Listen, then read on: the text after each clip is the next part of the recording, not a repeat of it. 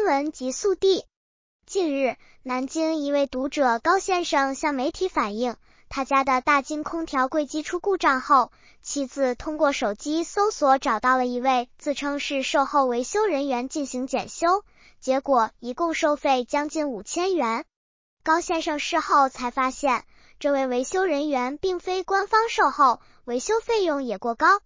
高先生怀疑自己遭遇了诈骗。经过调查，记者发现这并非官方售后人员，而是维修游击队。报道提示大家，在维修时要选择正规渠道，避免经历类似诈骗事件。关注新闻极速递，最先知晓天下事。